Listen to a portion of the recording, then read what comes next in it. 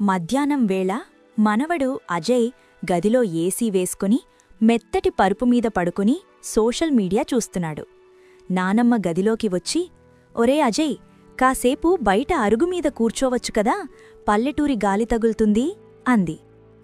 అజయ్ విసుగ్గా, అబ్బా నానమ్మ, బయట చాలా వేడిగా ఉంది, చెమటలు పడతాయి, ఇక్కడ ఏసీలో చాలా హాయిగా కంఫర్టబుల్గా ఉంది అన్నాడు. నానమ్మ నవ్వి అజయ్ పక్కన కూర్చుని ఇలా అంది, నాయనా, నీకిప్పుడు ఈ ఏసీ గది, ఈ పరుపు ఎంత హాయినిస్తున్నాయో ఇవే నిన్ను భవిష్యత్తులో ఏ పని చెయ్యలేనివాడిగా మార్చేస్తాయి. దీని గురించి నీకో చిన్న కథ చెబుతాను, విను. పూర్వం ఒక సముద్రం మధ్యలో ఒక అందమైన ద్వీపం ఉండేది. అక్కడికి ఒకసారి వలస వెళ్లిన రాజహంసల గుంపు చేరుకుంది. ఆ ద్వీపంలో అసలు క్రూరమృగాలే లేవు. పక్షులను వేటాడే మనుషులు లేరు. చెరువుల్లో చేపలు పుష్కలంగా ఉన్నాయి. ఒక్క మాటలో చెప్పాలంటే ఆ హంసలకు అది ఒక పెద్ద కంఫర్ట్ జోన్.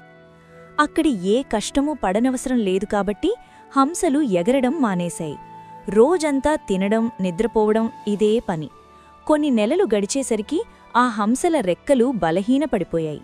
అవి ఎంత లావుగా తయారయ్యాయంటే కనీసం 2 అడుగులు ఎగరాలన్నా ఆయాసం వచ్చేసేది.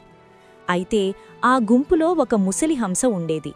అది రోజుకి ఒక్కసారైనా కష్టపడి ఆకాశంలోకి ఎగిరి వచ్చేది.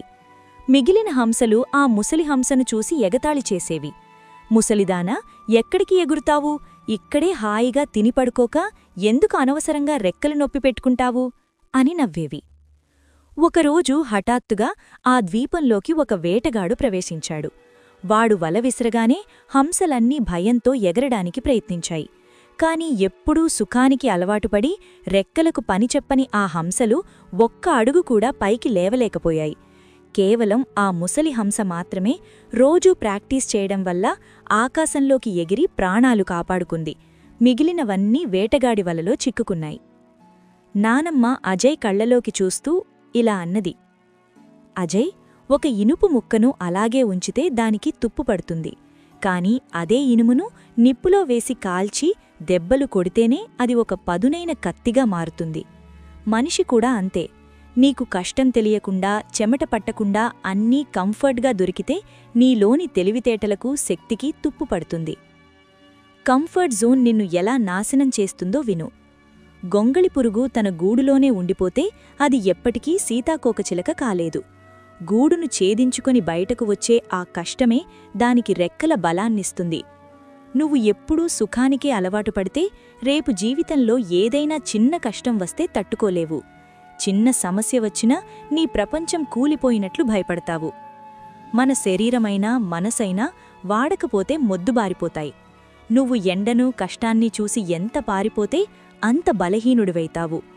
నానమ్మ అజయ్ తల నిమురుతూ ఇలా అంది, నాయనా, ఒక ఓడ రేవులో ఉంటే చాలా సురక్షితంగా ఉంటుంది. కానీ ఓడలు కట్టింది రేవులో ఉంచడానికి కాదు, అలలను ఎదుర్కొని సముద్రాన్ని జయించడానికి.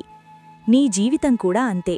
ఏసీ గదుల్లో కూర్చుని సోషల్ మీడియా చూడ్డానికి నీ పుట్టుక కాదు, ప్రపంచాన్ని చూసి కష్టపడి నీకంటూ ఒక గుర్తింపు తెచ్చుకోవాలి. నానమ్మ మాటల్లోని అంతరార్థం అజయ్కి అర్థమైంది. వెంటనే మొబైల్ పక్కన పెట్టి, పద నానమ్మ, మనం పొలానికి వెళ్దాం, నాకిక్కడి చెట్లు, పొలాలు అన్నీ చూపించు అంటూ ఉత్సాహంగా బయటకు నడిచాడు.